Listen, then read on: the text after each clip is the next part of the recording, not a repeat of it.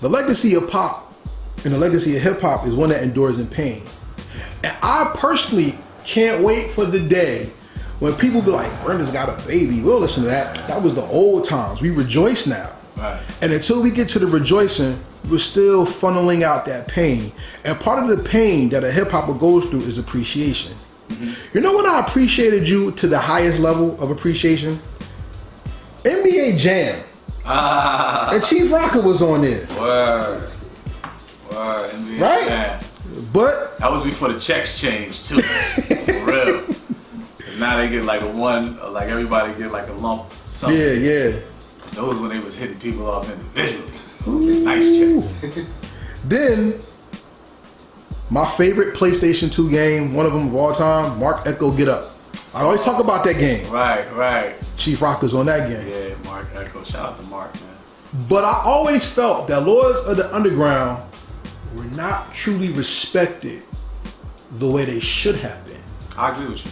And part of me is that, saying that is that we always had the, who does this group remind you of? Or who about this and who about that? And while that first album is cult classic status, not for New Jersey, but hip hop period, right. Songs like Never Faded never really got the love and the traction that it got.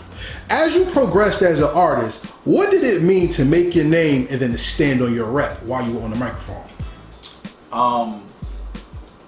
Your rep was everything back in the 90s.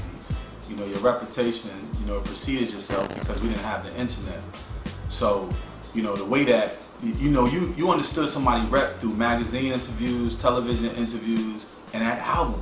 When that album dropped and that artwork, who they was associated with, who did they shout out on the friends list in the back, and who was the engineers, just like we looked to see who played the drums on James Brown joints and the horns on James. Artists were doing that to us. And they were looking in the magazines to see where you at, what block was you on, what car was you driving, because that was the only access that they really had to you. Now the internet has changed that. An artist can go live in a crib. They can go live in their studio session. They can go live in their car. They can go live on a date with a chick that they're dating from the industry, or, you know what I mean? So it's full access. So with that limited access, people would listen to your album to figure out how things were going in North New Jersey.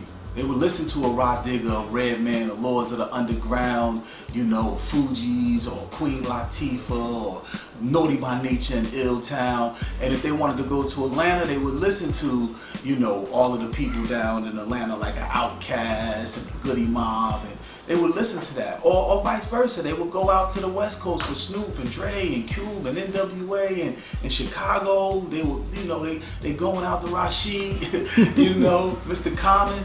But my point is that these artists back then took you and told you how their culture and their neighborhoods were living. So in a sense, they were telling you, Common was telling you how people were living hip hop in Chicago. Now the lines are blurred. Because if you listen to something on the internet and it's in Alabama and you like it and it inspires you that much, you create a similar thing, but you're creating it from a whole nother part of the hemisphere and you're not a part of that culture. So the culture that you live in, the demographic where you live, you're creating a part of hip hop that you don't really live in that part of society. You know what I mean? So it kind of blurs the line and it opens the gates. So there's no more gatekeeping. Once you open the gates, it's like this hip hopper from Brooklyn can sound just like this hip hopper from South Carolina. This South Carolina rapper can sound like this dude from Cali. This Cali dude can sound like this dude from Brooklyn. So now the lines are blurred. So the way that we used to determine how somebody was living the culture of hip hop in their section of the city or state is now we're guessing, because we don't know if this guy's from Brooklyn or Germany, or if he's from Inglewood, or if he's from Georgia. You don't know. You no longer know anymore. So you have to ask yourself, is that a good thing or is that a bad thing? Or is it just a different thing? Sometimes when you build, some things get destroyed. That's where build and destroy comes from.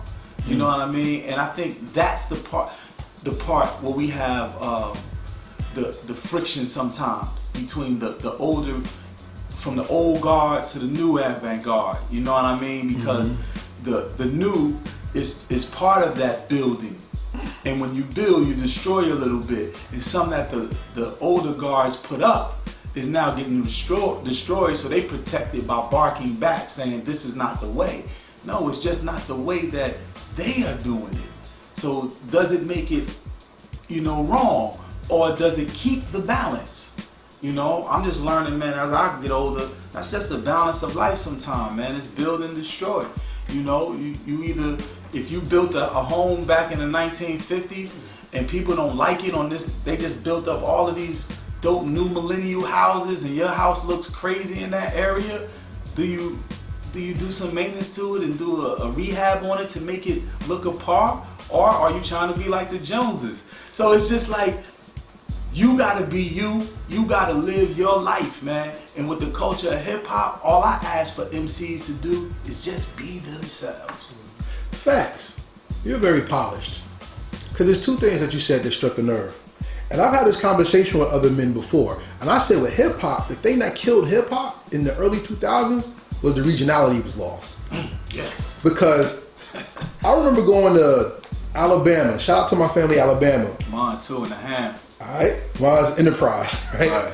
Now, I went to Enterprise and they was like, yo, cuz, who your favorite rapper? I said, Redman. They're like, you just like him because he's from Jersey. I said, no, I like him because his wordplay is serious. Who do y'all like?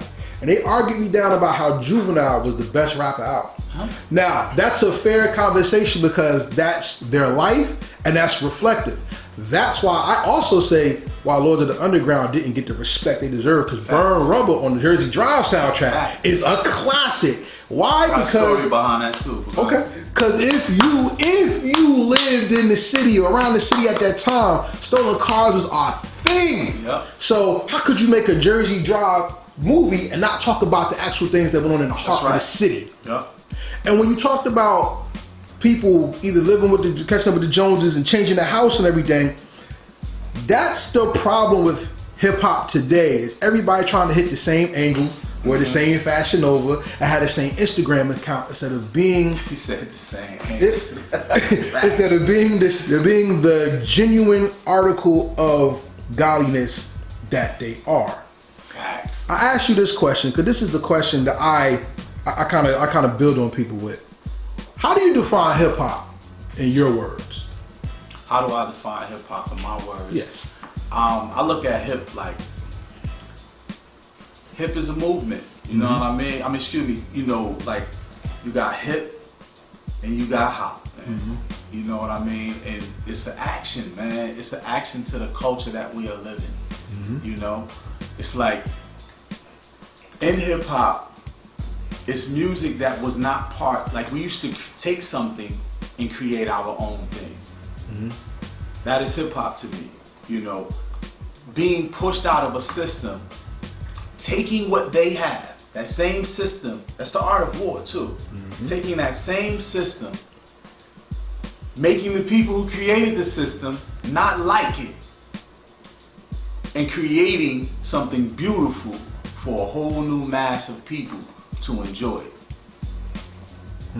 It's like what Pac said, y'all having a party in this hotel room.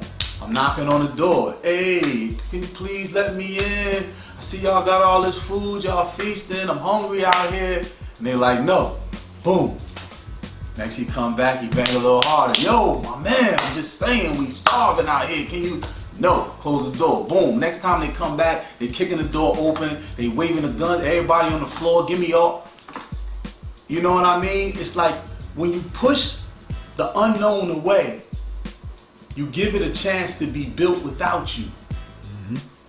And if you do not help, and usually, it's like the old saying goes, the people who, you don't help them build it, they're gonna burn it down. If they don't get no help to build it, they're gonna burn it down. So when you don't feed the hungry, and I'm not just talking about homeless people, I'm saying when you don't feed the people who are hungry with talent, with ideas, and when you don't feed those images, those ideas, you create a monster. And that's what I think that hip hop has done. People didn't feed those musicians with their sound early. They didn't believe in it.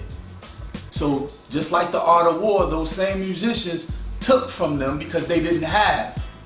They took what they had and created their own sound, their own thing out of what they had that they wouldn't allow them to be in. And said, we're not even going to use it like y'all had it. We're going to turn it into something totally different, which made them hate it. Because it wasn't in its original form.